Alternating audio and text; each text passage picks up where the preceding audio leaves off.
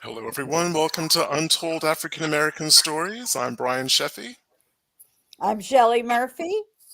I'm Mellon Foundation. And welcome, everybody. This is the monthly genealogy webinars with the International African American Museum Center for Family History. It is Saturday. It is July 20th, and it is 1 p.m. Eastern Time. And we are happy that you all are tuning in. And we have two very special guests. So, Miss Renate Yarborough-Sanders, please introduce yourself and tell us a little bit about your genealogy background, please. Well, good afternoon, everyone. I am Renate Yarborough-Sanders, and I'm coming to you here from Newport News, Virginia. And I have been in this genealogy thing for about 31 years now. I started this journey in 1993 after my Yarborough family had a first ever reunion, and they've only had it one more time. And I found out about all these people that I didn't know I was related to. I found out that my, great grandparents had 11 children that I'd never heard of, and I just became very curious and started doing my own personal research. Never dreaming that I'd end up part of a big world of genealogists who collaborate and teach and all of that kind of thing. But that's how it started for me. I got very serious about it in 97 after my father died, and I had to write his obituary and realized how little I knew about his background and his family. So that is what started me on my personal journey.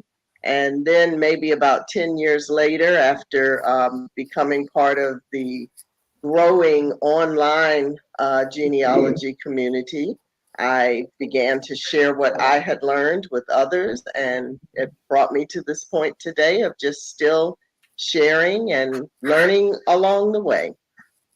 And you also have a blog or a couple of blogs that are out there. Yes. Actually, Shelley, there's a bit of an echo with I you. hear that. Yes, Sorry I have two blogs. I have Just Thinking, which is Into the Light, which is actually at justthinking130.blogspot.com. And that is where I share some of my personal family history.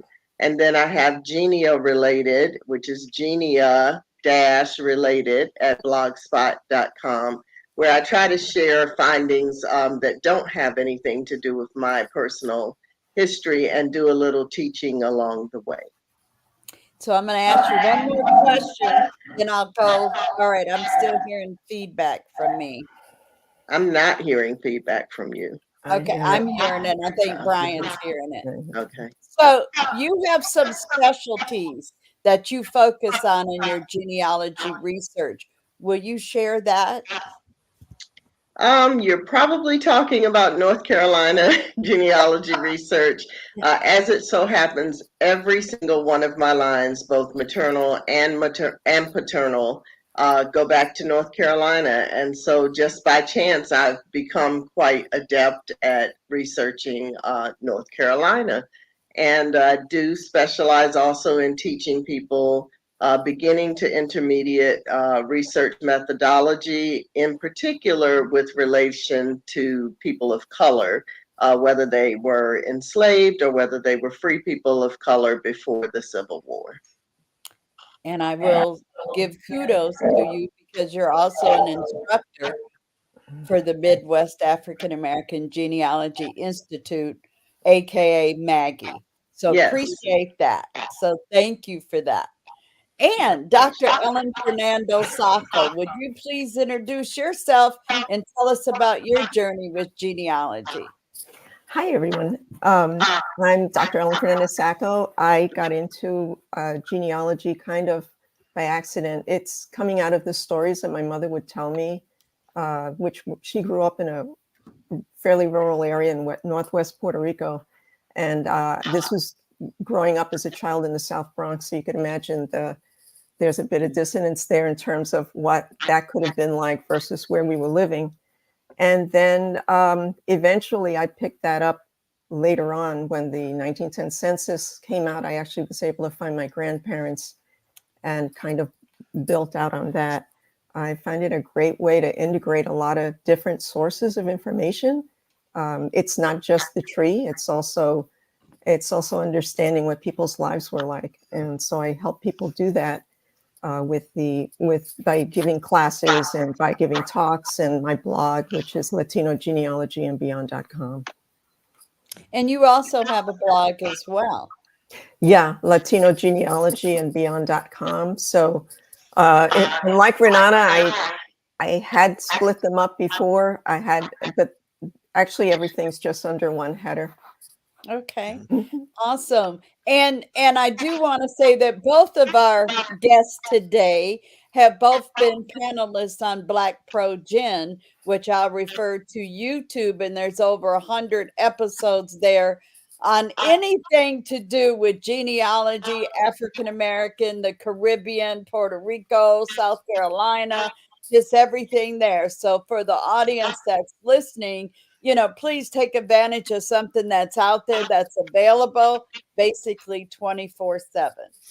And So, I'm also going to say our panelists have always been in demand because you have also been featured on Genealogy Adventures, which again, people absolutely. can also find on YouTube. So, well, while we're plugging shows, I also should add that along with my co-host Tania Kuntz, I have 3 seasons of Let's Talk North Carolina Genealogy on YouTube. So if you will just look for that, you will find 21 episodes of shows dedicated completely to doing North Carolina genealogy research. So there you go, folks. A wealth of knowledge that's readily available online. We're definitely close to 100 years of experience on this panel today. And Brian, would you like to introduce yourself? For those of you who don't know me, I'm Brian Sheffey. I'm the director of the Center for Family History at the International African American Museum, and also the host with my wonderful cousin Donnie Williams of the TV show Genealogy Adventures. Talks about African American genealogy and history. Got my start doing genealogy as a birthday present for my dad. Got hooked immediately, Yeah. and 40 years later, here I am. Yes. Well, the title, and thank you all for being here today. And I still hear a little feedback, and I'm sorry for that. But this is really about genealogy foundations. So, tips and strategies for beginning your African American genealogy journey. So, based on what you've heard from our panelists, you see they're going to bring different aspects of getting started, what you need to know, and things like that. So first, since you've shared how long you've been in, we all understand this is also an addictive thing that we have here doing this type of research.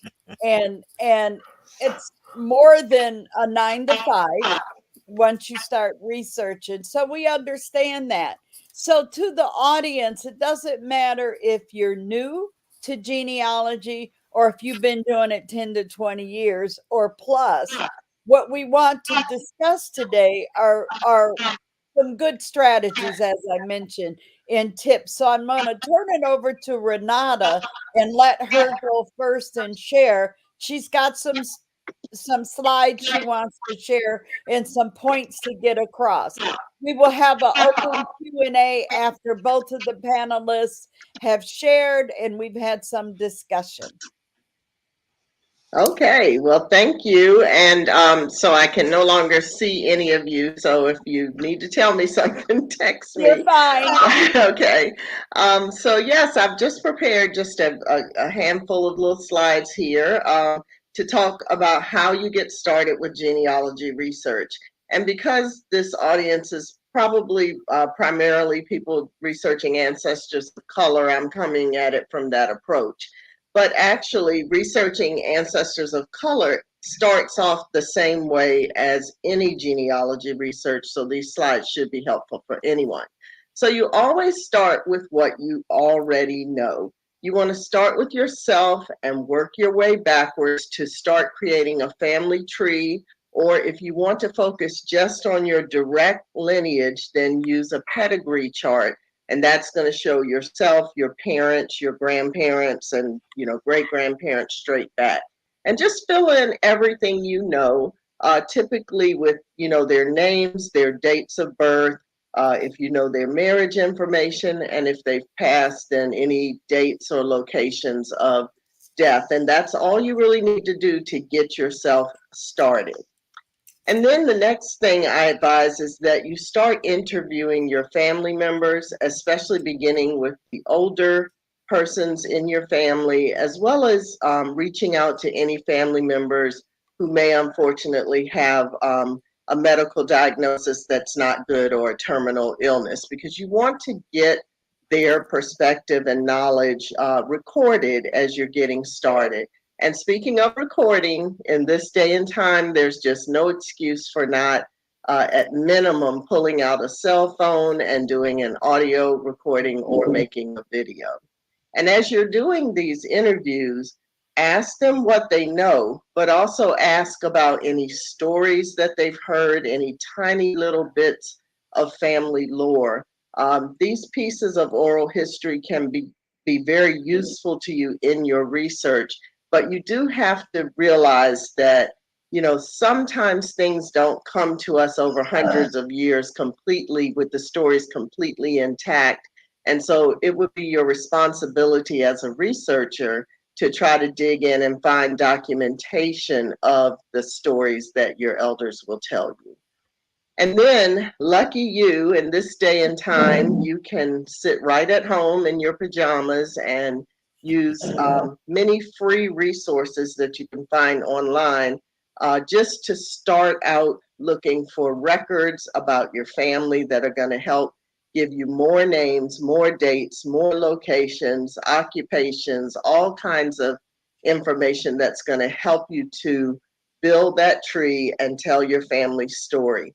And so as you are pulling in all this vast amount of information, make sure that you create timelines for each of your ancestors, or if you prefer, do it like in family groups or by the surname or the location. You can set up the timeline however you want, but every time you get new information, just plug it into that timeline. Do you want me to keep going? Yes, I think you're giving out some fabulous tips right here. And again, Okay. those that are experienced, this is a reminder for you. Basically, I'll say it this way, stick to the basics. So go ahead, Renata. Okay. And so the reason that my last slide just crumbled is because typically right here I have a picture of a big brick wall with the number, the year 1870 on it, but I pulled that away for this little chat. And the reason it crumbles is because, the year 1870 has a bad reputation as being the brick wall year for people who are doing African ancestor research. But that just really is not true. It may have been true in the past when it was harder to get to the records, but I look at it a little differently, and so I'm going to explain that to you. The 1870 census, if you're not aware, was the first federal census taken after emancipation. So that means it was the first time that people who had been formerly enslaved are going to be enumerated by name in the census. Now, they were always enumerated, but they were just tick marks under a category that described them by their age or their gender or their status as free or enslaved. So once you see your ancestors in the 1870, you're going to use that to establish baseline data, their age, where they're located, what name they're using, who's in their household, what kind of work they're doing, and that kind of thing. And then you also want to study the neighborhood around them to look for family members that you may already know the name of, or to look for people with common names to whatever name your ancestors are using at that time. And don't forget to also pay attention to those forenames or first names. They can give you a hint that maybe someone is in your family and you didn't know it, because naming patterns were so common back then that many people would have a household full of children with the same names because they're named after the same grandparents or the same aunts and uncles and things like that. And also, just know that formerly enslaved persons did not always take the surname of their last owner. Sometimes they didn't take the surname of any previous owner. And even family members didn't have to take the same surname because they could choose any surname that they wanted. So once you've done everything you can with the 1870 census, you still want to go back and look for your ancestors in the 1860 and the 1850 census, because if they are named in either of those censuses, that means they were free people of color. And if that is the case, then your research takes a different path. So if your ancestors of color do not appear in 1850 or 1860, that increases the likelihood that they were enslaved.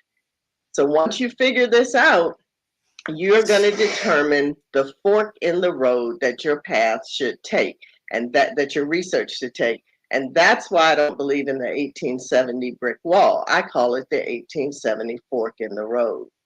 So that means you're either going to start researching in a way that we look for enslaved ancestors, or you're going to start researching in a way that we look for free people of color. Now, I think this last slide might be getting ahead of myself, but I'm going to go ahead and go through it really quickly and then I'll be finished. So I want to... One moment. You want to wait? What we see on your slides, it looks like you're on slide number 4. I am. And not number 1. Is that the order? I'm now on slide number 4. I just got to it. Were you not seeing the other slides We're the whole only time? seeing slide 4. And it's getting started with slave ancestral research. Choose your approach. And you did not see any other slides? No. Oh, well, I'm finished them, so I'll just talk about this one. I don't know why that was. I was going through all 4 slides. Yeah, no, it's still on number 4. Okay, no, it was on 1, 2, 3 for me, and now I just... Okay. Will you click back on slide 1 so we could see it? Are you seeing it now? Moving. No. Okay, I don't know why. But go ahead and talk about what you're going, and thank you for that. Well, at least you heard the words. Yeah, sorry, I wish I'd known. I was just clicking away. All right, but so are you still seeing getting started with? Yes. Okay, so that's where we are now as far as what I had to say. And so this is the other 3 slides I pulled from a talk. This one I made new for this talk because I have in recent chats that I've had with people or talks that I've been given, realized that the way that I kind of have been telling people for years now to start the research, you really have a choice now because there are so many records available to you with easy access from home that you used to would have had to go to a location in person to check out. So now I tell people, you can either start your research with identifying and researching the enslaver, which is what we used to all have to do first, or you can start your research with trying to find information about the previously enslaved person between emancipation and the end of Reconstruction. So if you choose the first route of identifying and researching the enslaver, I don't have time to talk about each of these, but I will just say some of the resources you might use would be the 1860 slave schedule, looking at estate and probate files for white slave owners that you find on that 1860 slave schedule, going through court records, tax records, plantation records, all kinds of manuscript collections. That is what we used to have to do just to try to find any mention of our ancestors so that we could see who the enslaver was and what kind of records they had about our ancestor. But now you have at your fingertips some Reconstruction era records that if you do use that information from the 1870 census, you can use that to look for your ancestor in records of the Freedmen's Bureau, the Freedmen's Bank, cohabitation records, the Southern Claims Commission, or even United States Colored Troops or naval records to see if you might be able to go ahead and get information about your ancestor through the Reconstruction period. And sometimes those records will tell you who the enslaver was so that you can go back and know exactly who you need to research when researching the enslaver. So I'm sorry you didn't see the other slides, but yeah, we're still seeing the Yeah. format of the Yeah. 4 slides on the left, so it's like you're not in presentation mode. But let me ask you another question before we turn it over to Dr. Ellen. The challenges for people Mm. just getting started, and again, both of you will share some of those challenges, but what are the typical ones researching African American ancestry that people are going to face? Okay, and before I answer that, are you seeing the first slide now? No. Okay, No, I tried to make it needs to be in presentation slideshow mode, I believe. it is in slideshow. Yeah, not on the screen. Yeah, I don't No. know why. It is in Okay. slideshow. Okay, so challenges. Well, the first one that's going to come up, especially if you're talking about someone who was enslaved, is that the records will likely only give them a first name. And so part of the work that you have to do, just it kind of depends on what you know about your ancestor before you start this work. But that's why the 1870 is so important, because it gives you a surname to look for them with. But if you don't have that and you're just going through the enslavers' records and you're trying to determine if this is your ancestor, you may be only looking at first names. And most enslaved people didn't have unique names like Renata. You're going to have a lot of Marys and a lot of Jims and a lot of Anns. And so you have to really work hard to do a lot of record corroboration, a lot of analysis, to be able to determine that you're looking at the right person in the right place at the right time. And one of the other difficulties has in the past been just a lack of access to records. But as you're seeing just from the one screen that you are seeing here, that has changed. And every day we're getting access to more and more records. And the samples or examples that I have on the screen are not even like 2% of the record types that we have available to us right now. So the message and the takeaway is you can find your African American ancestors who were alive prior to 1870. You absolutely can. And it happens daily. There is no brick wall. You Thank you. absolutely can. Brian? I'm going to jump in real quick to say that I always save the 1850 and 1860 slave schedules for the very end. And the reason why I say that is because you really have to understand, especially for I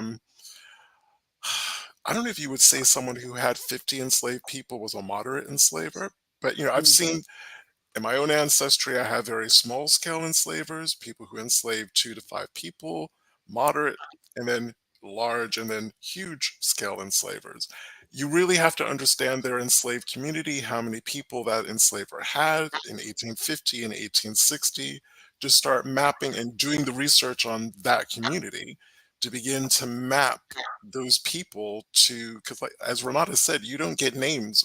I think there were about 5 or 6 counties in the whole of the slaveholding South that actually gave their enslaved people first names on these schedules. All the other ones are either listed by gender, by age, and by whether they were black or mulatto. So if you're dealing with someone who had, I'm going to say, 10 plus enslaved people, you really have to understand the composition of that community of enslaved people to have any idea or any hope of correctly identifying your enslaved ancestor in either of those schedules. Excellent point. So, Dr. Ellen, and I did send the slides to Brian. He should have them by now. But I'm going to go ahead and ask some questions. Yeah. You didn't say where are they? To be Sheffey. What email address? Museum. Okay. If you guys had that conversation, I'll try to download Yes. them and pull them up. So some of your highlights that you talk about is Puerto Rico. So there's definitely a connection for African Americans. I'm going to say the mainland United States and Puerto Rico. Will you explain a little bit about that and why people researching African Americans should also look to Puerto Rico as far as watching the records and things? So can you give us an indication why that's important? Because maybe their DNA shows that they got Latin or something like that. So just share a little bit about that. Well, I just published an article in the Odds Journal about searching for Lorenzo Ubiles. And one of the things that happened in the research was that there was the DNA match for the Y DNA actually turned out to connect to Mississippi. That was the closest connection. Puerto Rico to Mississippi. But this is an enslaved ancestor. We don't know at what point this happened. But and in Puerto Rico, for a lot of people, they don't really know about a connection to enslavement until they do some oral history. A lot of times that's a clue.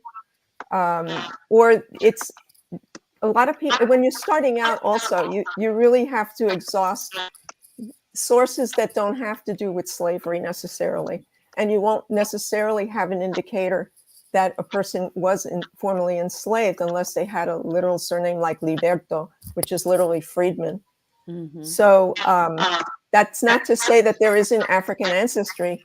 African ancestry has been in Puerto Rico since 1510 for enslaved African ancestors. And if we think about the people who are colonizing the island, it's even earlier, because you can't think about Spain as a nation or as a unified nationalism, because that's much later. But there were Africans that came to Puerto Rico. There were Black folk in Puerto Rico who were not enslaved, who were part of the colonizers. So you have this deep history, and then you have the fact that it's a small island. The numbers are not like the other. It's not like Jamaica. It's not like Saint Domingue. It's not like these other places. But that we're dealing with a basin, so that the potential for your history as you're working it back is that it's going to stretch out. It's going to go to the mainland. It can go to Europe. It can go to the coast of Africa. It can go to South America. Not all the time, but these things are also possible because it's a strategic point in the Caribbean. So another point. So in the United States mainland, and again, I'm sorry for using that term, but we have states and then we have counties. Right. And so for Puerto Rico itself, I know you noted that there's 78 municipalities and they're divided into districts. Is that kind of like the same thing when we think of counties and states? Very much so. I guess the thing that's really frustrating is that when you get a document stateside and you were born in Puerto Rico, it's just most of the time just going to say Puerto Rico. So which of these 78 places was it that your parents came from, or your grandparents came from? So then it's either oral history.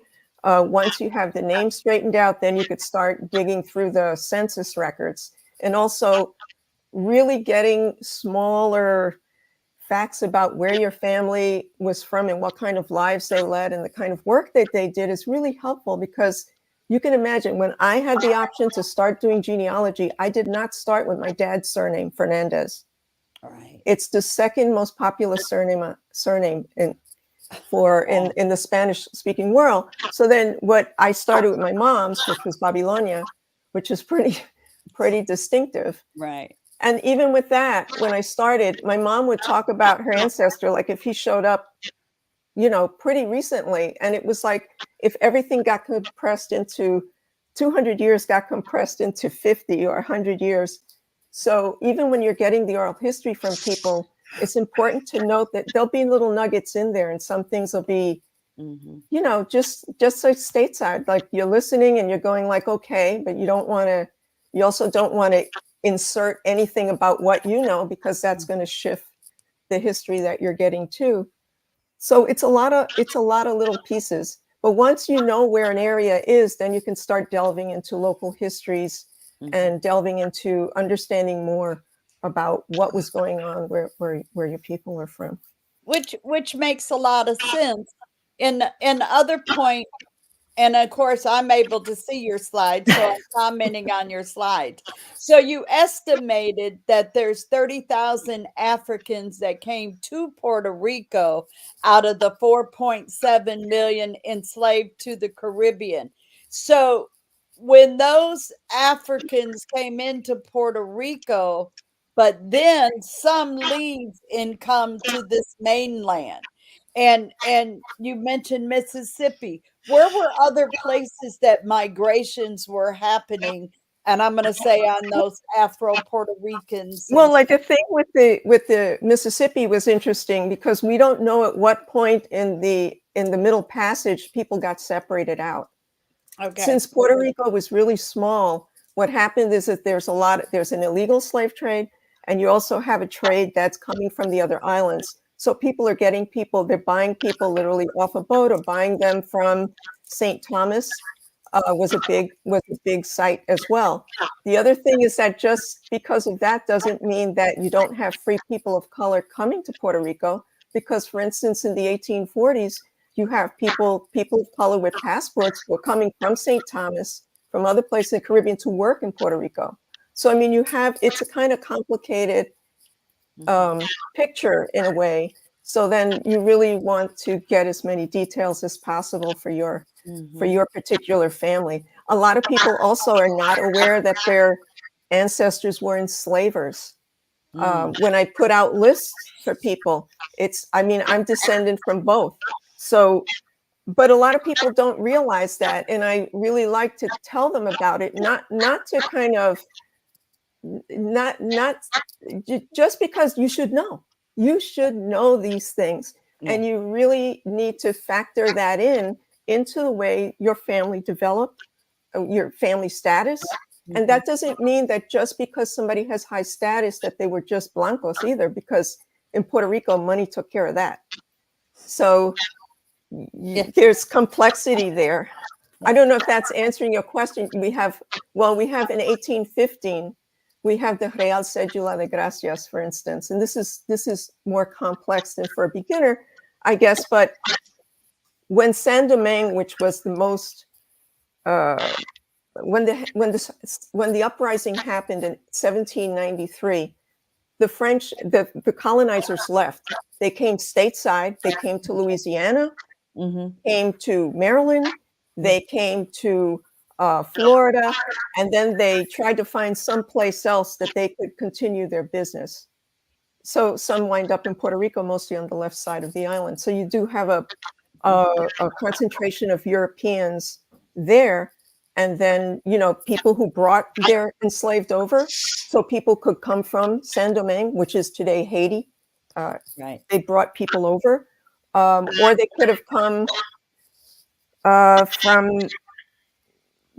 directly from Africa. Is pretty early in the 18th century, early 19th century. By the 1830s, that traffic was had slowed down quite a bit. And then you have a lot of local enslaved people who are having families and reproducing, such as it were. And those situations varied a lot too. So just as go ahead. Because we hear so infrequently about Spanish-speaking Caribbean countries and genealogy. I'm really curious. I mean, we can rattle off that the U.S. had the first federal census in 1790. We know that a lot of the colonies were doing not necessarily censuses the way that we would think of them, but they were still doing censuses. As Renate can say, in North Carolina, we can get 17. We see lists of people from 1785, and I'm not sure exactly when. Virginia too. Yeah, and Virginia too. Oh, we have that too. Yeah. Actually, Renata, what year did North Carolina? I'm sorry to put you on the spot like that. Yeah. What year did North Carolina actually start with those? So I think and this is off the top of my head, but I think there was a 1785 and a 1787. But if I'm wrong, it's right in that window right there. Hmm. And what was that she said about Puerto Rico? They had that as well? Yes, we have censuses. They're in municipal document series. Some of those are digitized. Some of those are available on Family Search. They have them. There were laws that were passed, which are basically like black codes. So that those points, like in 1826, there was a census. You won't be able to find it for every location, but there are some of those documents that do survive, and those are very valuable because they give ages and names for people. And you have another one about 1846, 47. There's other ones that are done in the 1870s with the move toward emancipation, and those are in the Archivo Digital Nacional de Puerto Rico, and you can look at those. They're in humongous PDFs that are in the Walter Cardona collection. But those such documents are available. And then the other issue that I'm working with is that, for instance, I buy documents on eBay, right? So I bought an empadronamiento from 1867, and I thought, wow, this is so interesting. So when I started to look at it, I was like, look, it's Rosa Torres and her family. So then I thought, let me go look for these people. So I start looking. When I find the cedula, it's only her first name. This woman has a last name already in 1867. It is not repeated across these documents. So then I said, where else are these documents? So I start looking. You know where they are? There's a couple in the Schomburg collection. Oh, Están fregados. I mean, they are all over sometimes, these documents, when you are looking for them, you know. So it just raises questions about the nature of the archive. What is it that we can get a hold of, and what can we bring together so that we can then fill in the narratives of our ancestors? So that the 1775-76 censuses, was that Puerto Rico? There was one, the O'Reilly census in 1765, but I believe that was more numeric, and that was more like, you know, the inventory of resources on the island, including people. was it the whole island? Yeah.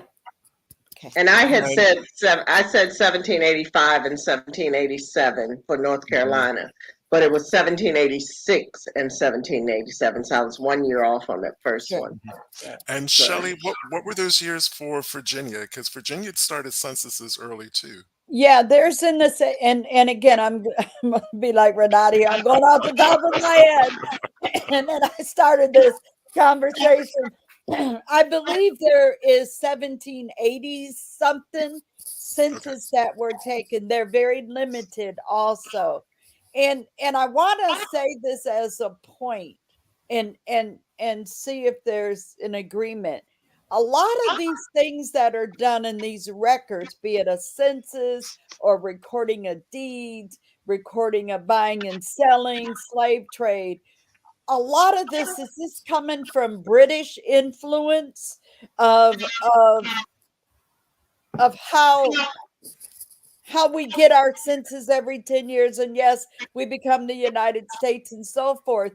But a lot of this, can I say, oh, let me go look and see what they did over in Great Britain, and will I see similar things in the United States? Go ahead, Ellen. I just want to say these are documents that are tied to colonial administrations, that whole drilling down to see what the population is and who you could get to labor or assign for different things, you know.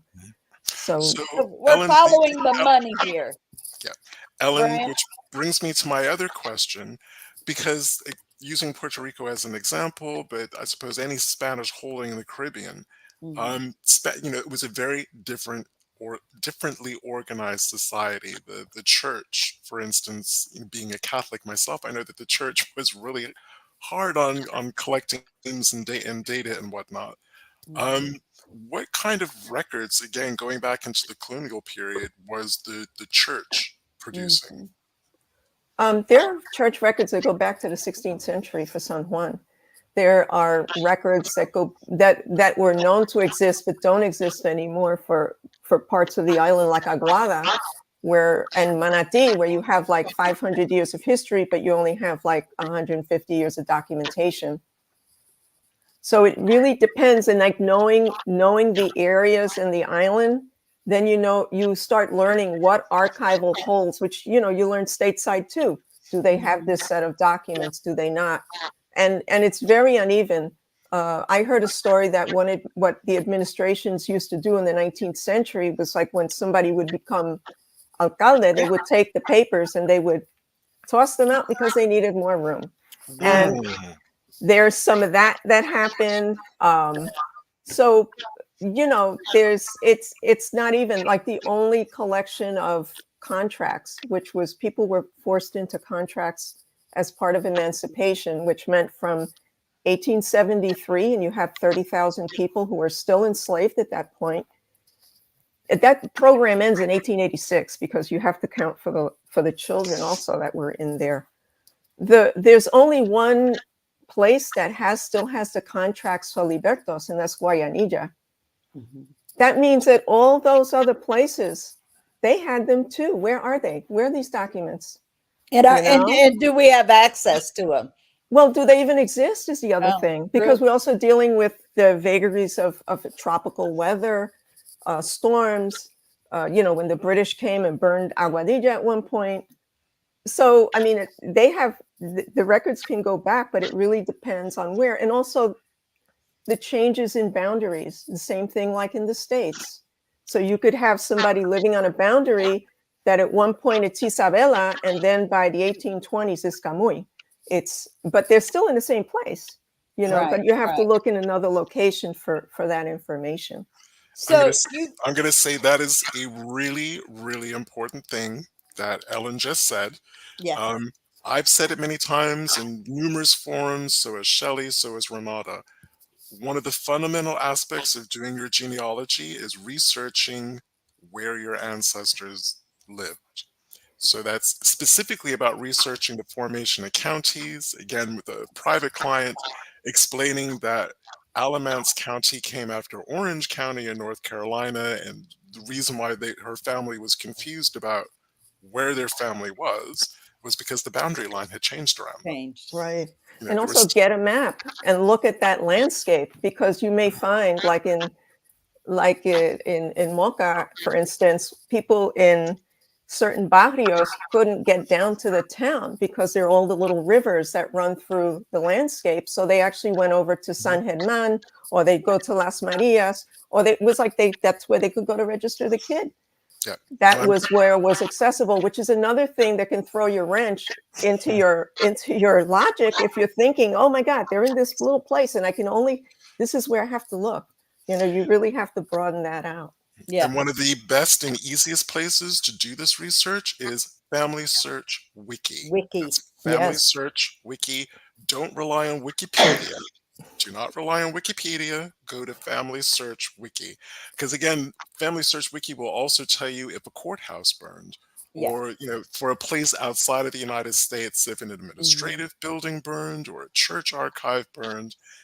It would also tell you when places mandated vital records, birth, marriage, death records. Because again, even with people who visit the center or contact me to do their genealogy, it's like, well, I think that my 3 times great-grandparents got married in 1870 in South Carolina, which didn't mandate marriage records until the early 1920s. There won't be a marriage record. Right. There's no point looking for one because one will not exist. Right. So again, if I can just chip in, go ahead. If I can chip in here, I want to say, first of all, since this is targeted for beginning researchers, in case you are not familiar with Family Search, we're talking about familysearch.org, and it is completely 100% free to use, and it always will be. And so it's a great place to start your research, and they do have a wiki, as Brian is talking about, for basically any subject and any location having to do with genealogy that you can think of. But I have wanted to piggyback when Ellen was talking about church records for Puerto Rico. I want to make sure everybody understands that we also have the blessing of church records here in the United States from the antebellum years and the colonial years. where you will find our ancestors of color in the records of the white churches, the Catholic churches, the Episcopal, Baptist, doesn't matter the denomination almost.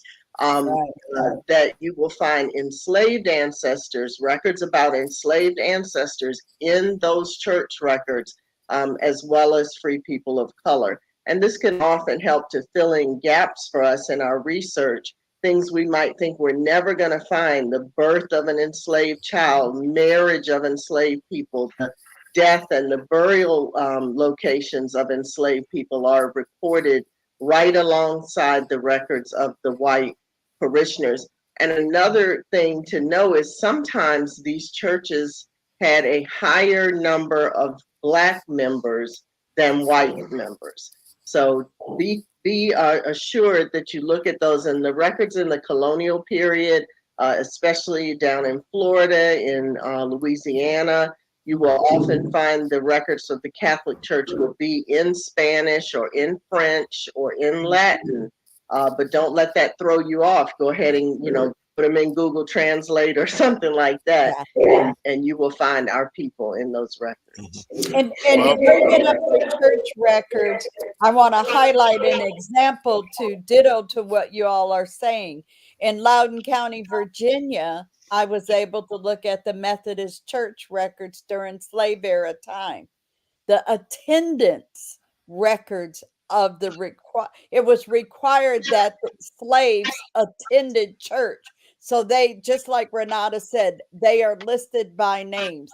And if they were not in attendance, there was punishment. And again, so look at the record that is available. So again, we've got the question that Brian put up.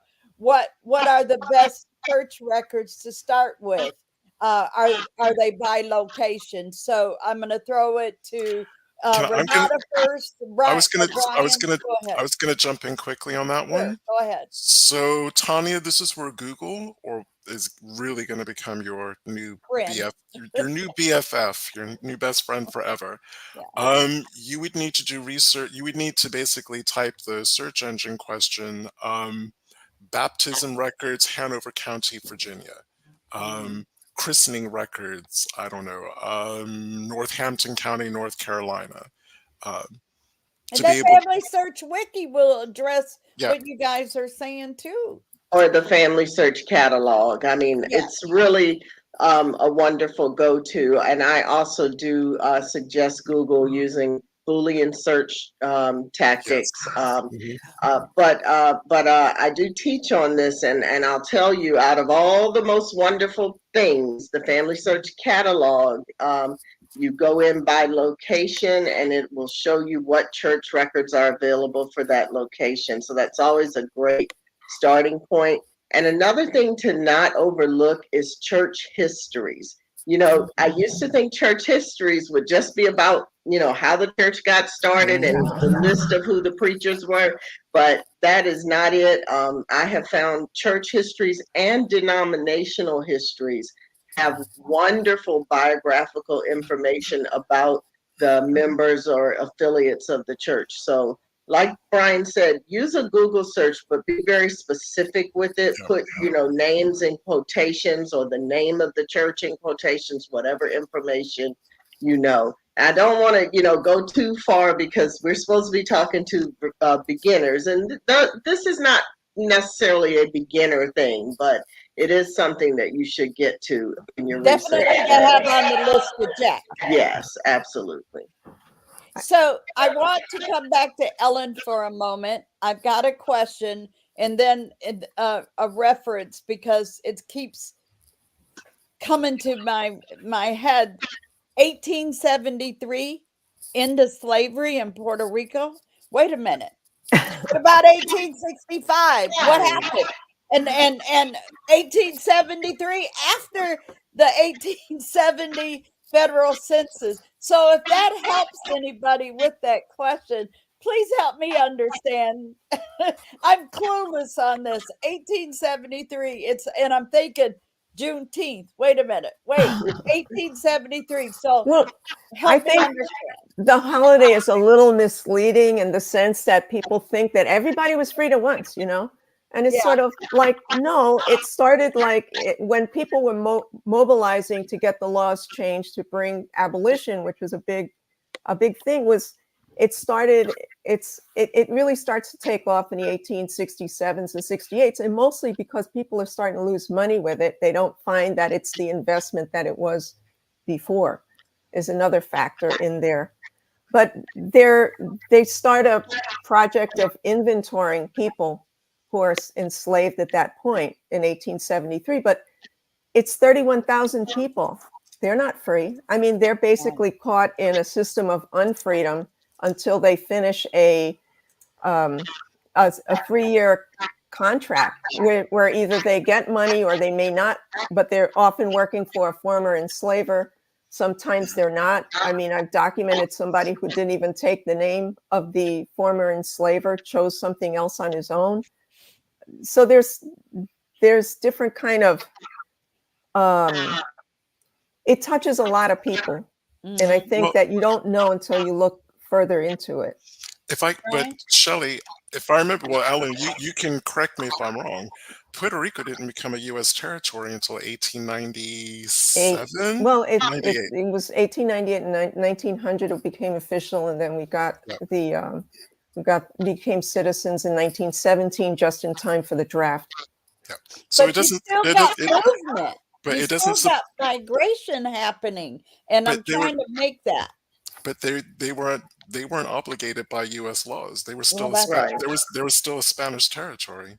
Yeah, it's underneath Spanish laws, and they have series of laws that are also published in an official newspaper, which I encourage people to read those. Okay.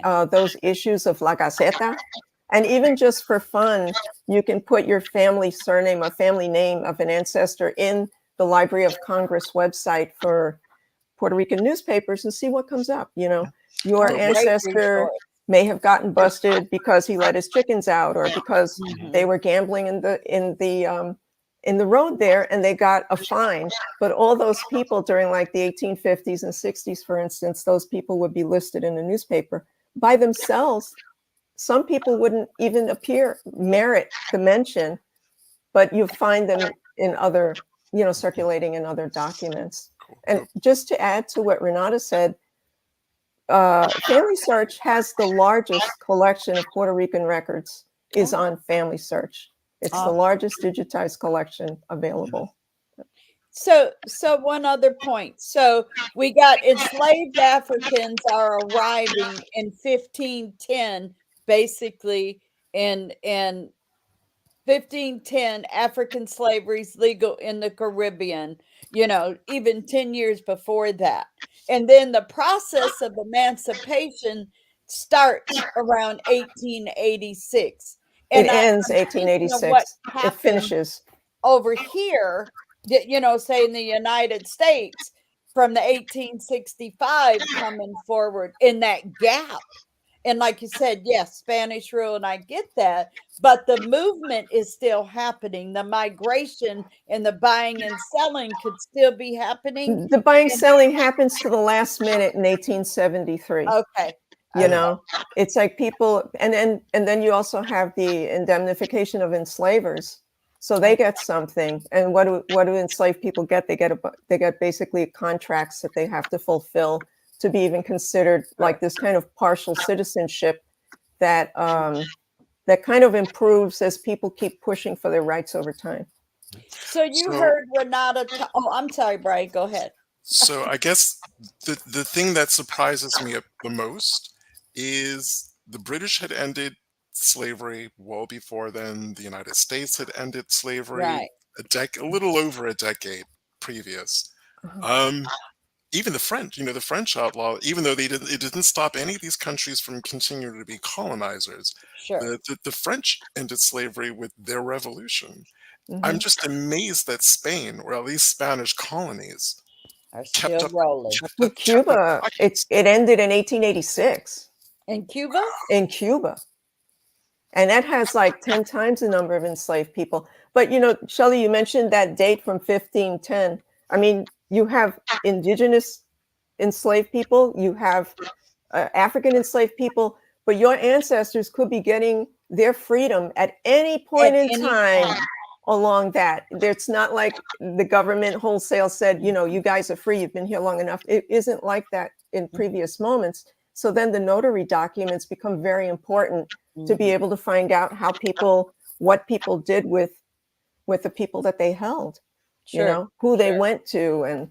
And then they go back to about the 1830s, and now there's a digitization initiative for those.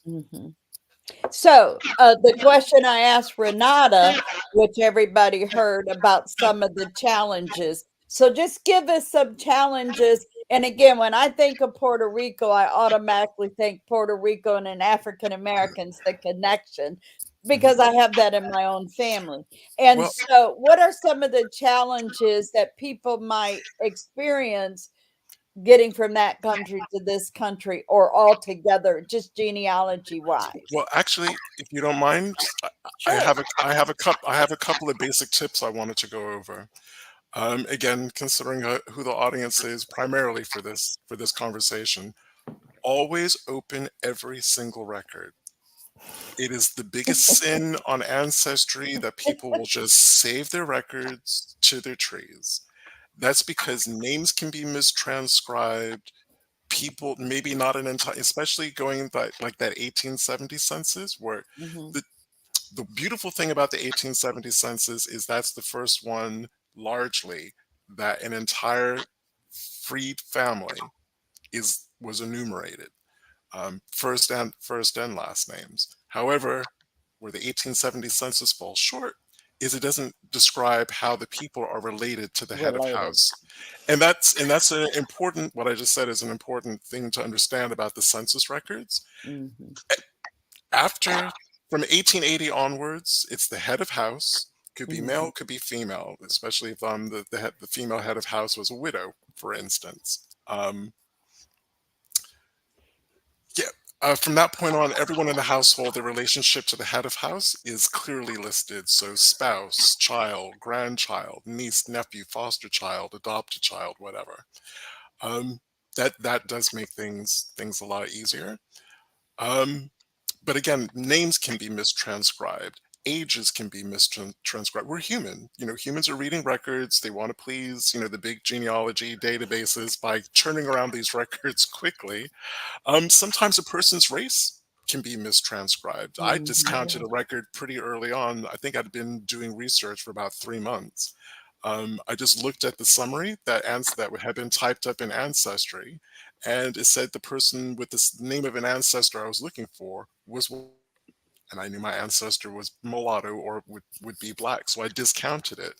It wasn't until about a year later when I was going through my tree and I opened up that 1870 census record again, and there it was, Daniel Sheffey, M for mulatto, not white. So I had missed out on that census for about a year. But basically, people of color, regardless, people of color are at the mercy of who's standing in front of them, taking that information and supposedly writing it down, be it a census or any record. Go ahead. But you do have this other strategy happening in Puerto Rico, which I think is kind of funny in a way. It's like I would joke with people. I said, "Don't worry. By 1940, everybody in your family will be white." Because there's a drift. There is a drift in the census records, and some of that was because the enumerators, Puerto Rican enumerators, were pushing back on what the U.S. enumerators were instructions they were given.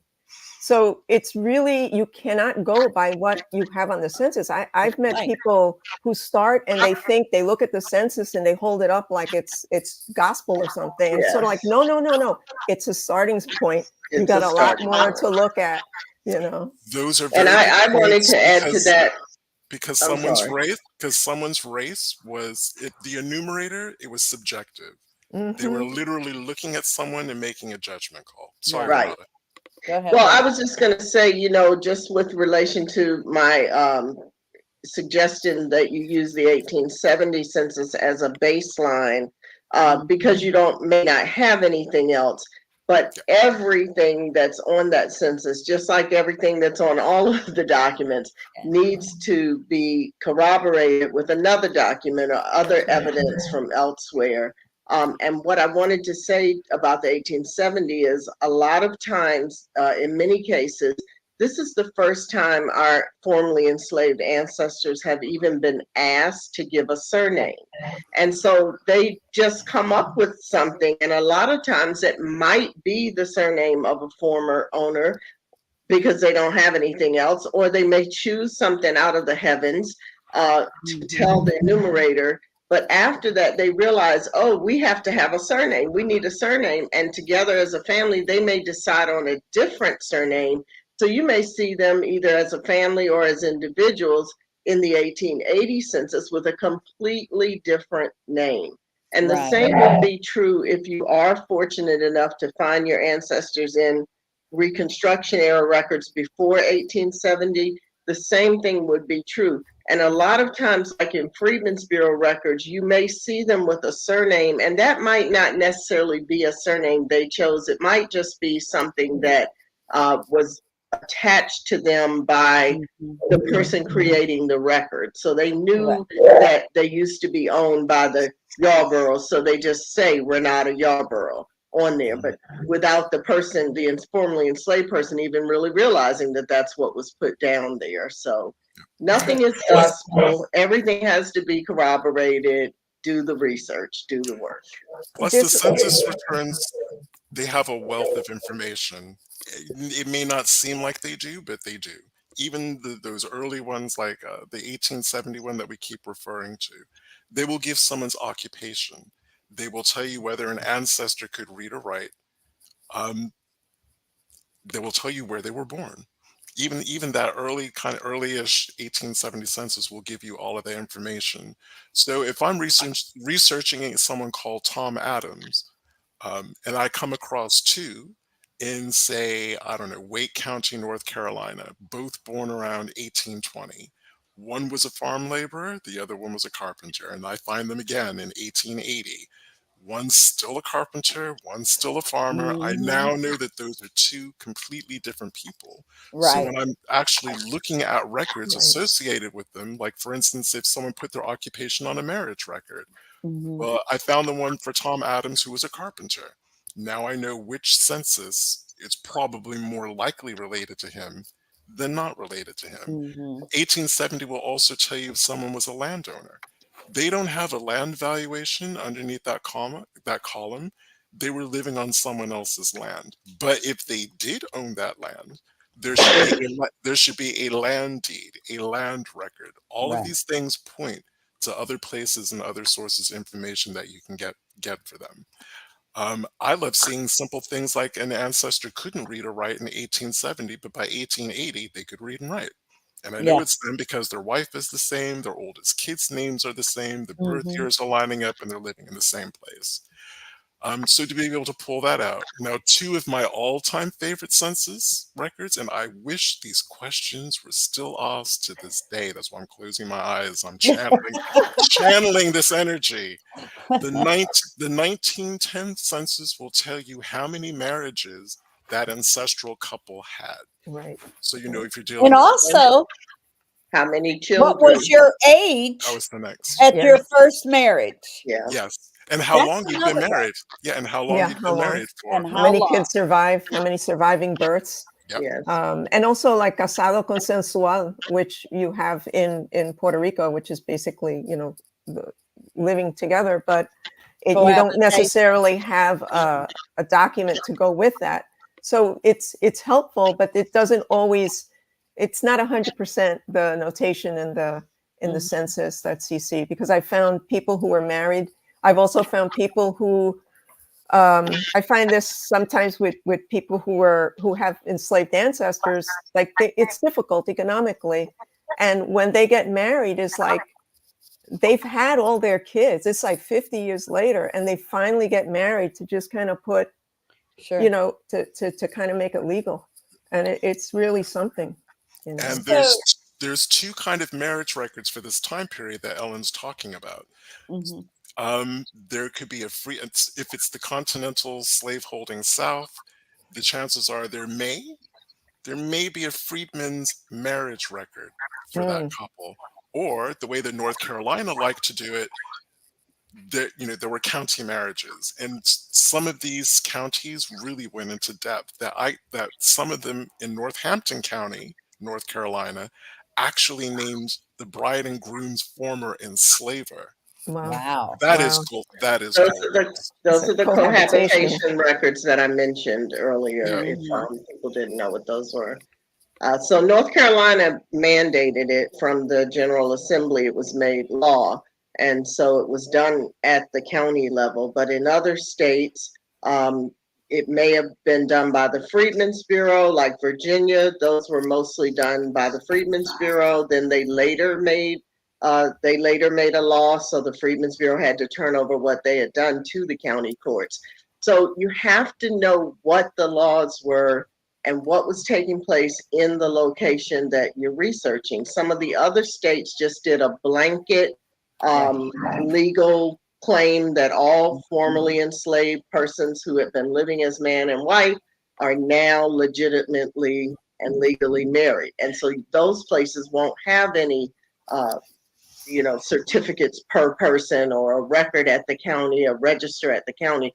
But in those places, you may find that the Freedmen's Bureau was Yeah. doing their legitimizations and that they do have list of names. Right. So you just have to know what to look for, where to look for it, and kind of like everyone has said, use that Family Search Wiki because they work hard to find everything, every resource that's available, and put it into those Yeah. pages for us. And further to what Renata just said, I have learned since moving to Charleston and doing a lot more research amongst the Gullah Geechee, again, same time period, right after emancipation, you have traveling black preachers who Mm, have certificates, and it's like they're island Yes. hopping, and Yes. they're just marrying all of these enslaved newly freed couple who had cohabitated together in enslaved.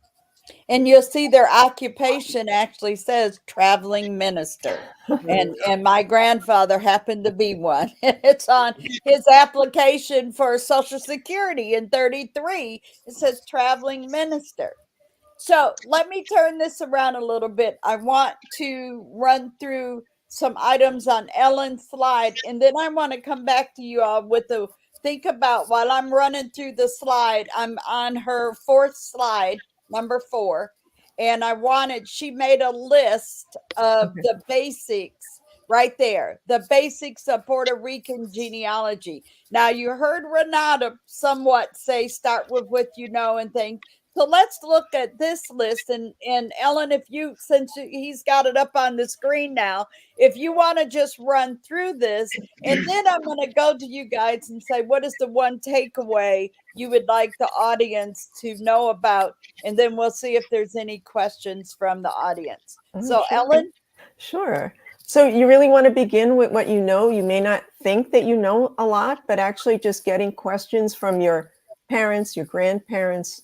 And if your parents aren't around, try to find an aunt, an uncle. All these little bits of information can help. You may be able to get the location, for instance, that barrio, that ward that your family came from. You want to work that chart backwards in time.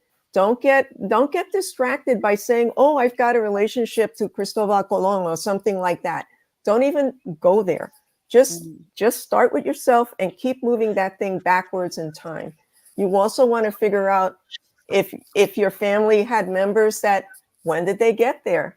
When was that? That could be at any time period. I mean, if you're talking about the 20th century, for instance, World War I and World War II were two massive time periods where you had a ton of Puerto Ricans leave the island and go stateside, So you can have these connections, but maybe they happen in New York. They didn't happen in, back on the island. Like my parents, they're from both sides of the island. My dad's family was from an earlier period of migration, but where did they hook up? They hooked up in New York. It wasn't on the island. So comb that federal census. You have 5 censuses. Get everything you can possibly squeeze out there. Any questions, list your questions and find out. Then you want to go to the civil registration, which is the Registro Civil, that starts in 1885. And that goes until that's still being gone. That's still in operation now. That's basically how they keep the vital records. But on Family Search, since those records were microfilmed in the 1980s, the cutoff for those records, the birth records, will be about 1930, 1935. If people died after that, fine, they'll appear in the death records.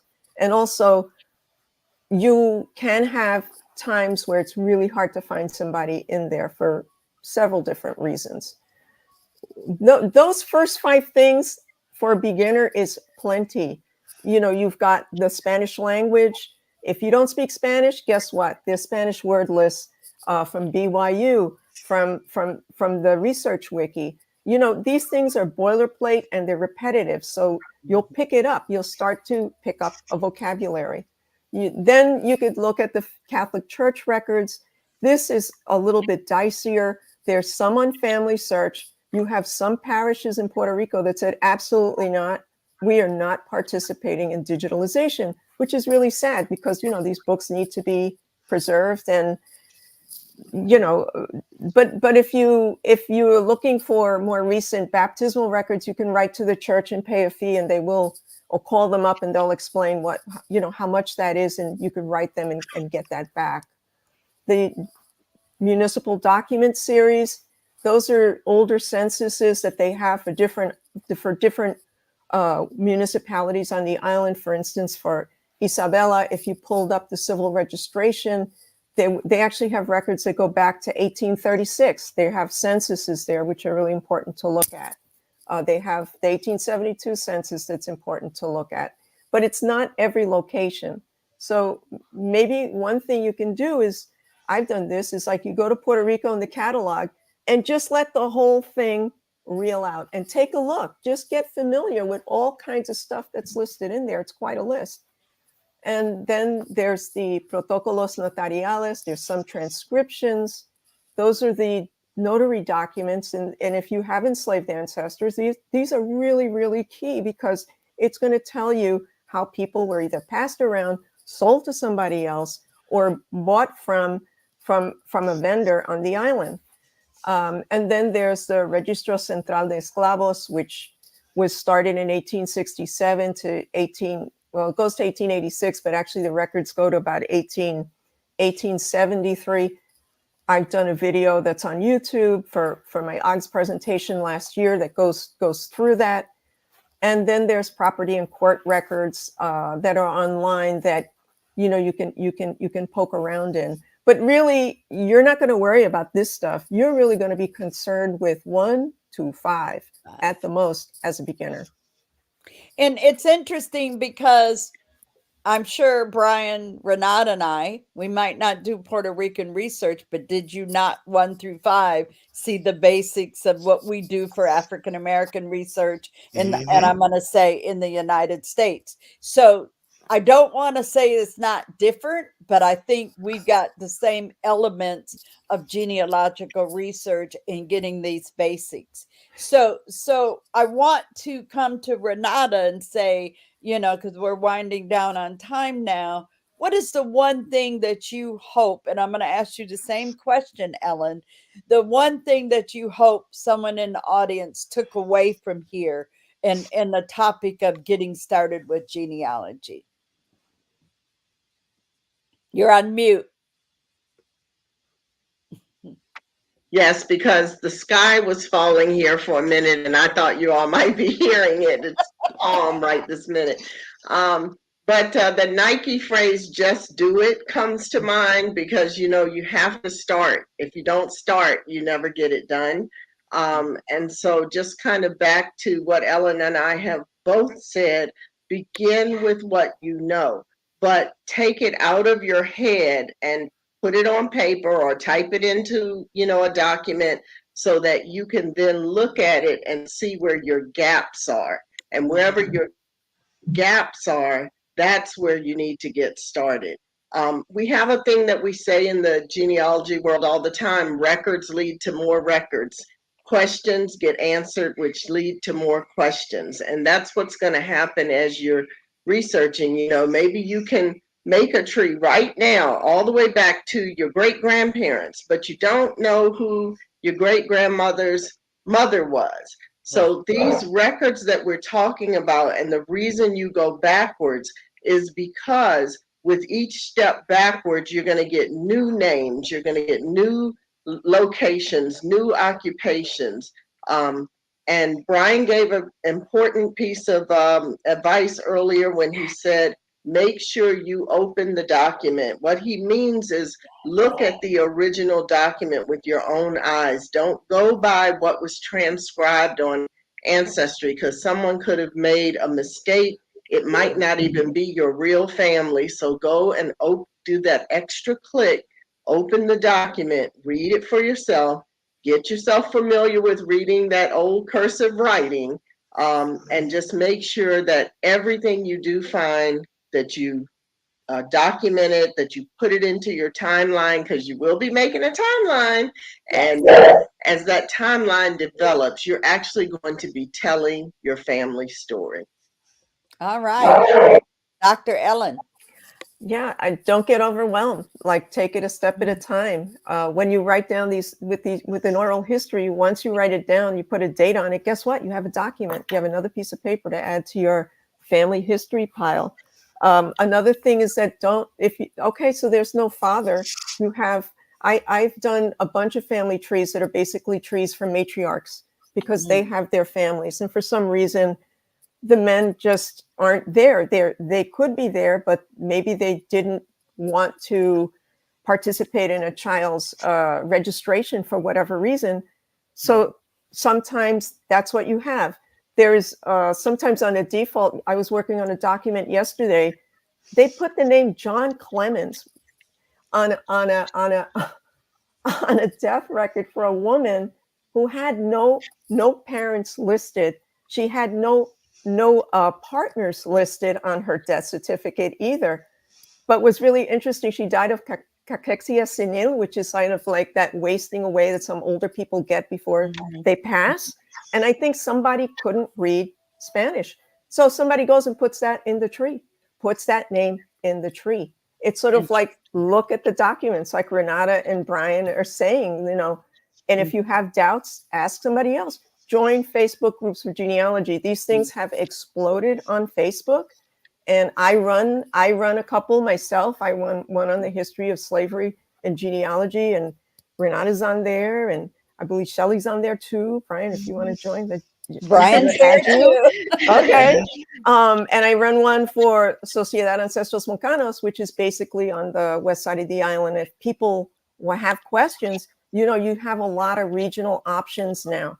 But, still, don't let somebody else do your research. Do it yourself. Yes. Look at that thing yourself, because you'll find that errors creep in. We are human. Brian, did you want to add anything before I close this out? I'm going to say, give yourself permission to have whatever feelings you're going to have doing this kind of research. I'm going to say, whether you're researching enslaved people or free people of color, because free people of color have their own challenges too.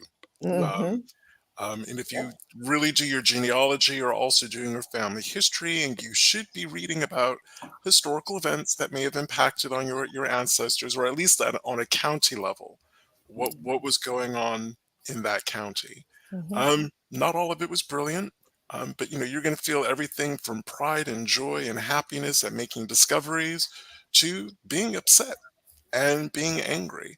You also have to suck up the fact that you're going to be reading contemporary descriptions in a language used to describe non-white people.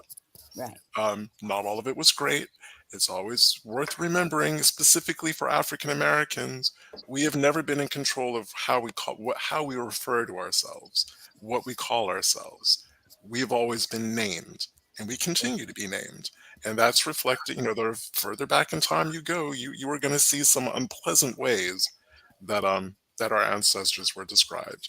So, like I said, if it all becomes too much, give yourself permission to just step away from a little bit, walk it Mhm. off, do what you have to do to get your mind, and your spirit right. And when you're ready to go back into it emotionally and spiritually, go back and just to pick up the gauntlet and continue on with your research. That's right.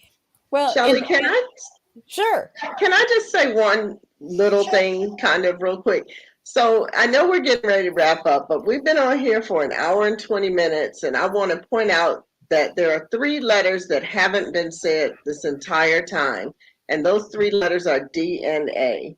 And I know we had planned to talk a little bit about I it, but mentioned it earlier. oh, Yeah. did you? Well, then I missed it because I didn't hear it. But I want the audience to understand there are so many, since this is for beginners, there's so many people that think doing your DNA is doing your genealogy, and it's not. It's So Thank you it's for that. great that you're getting, you're seeing the commercials and you're ordering the kits so you can find out your ethnicities, your percentage of this, that, and the other. That is not doing genealogy.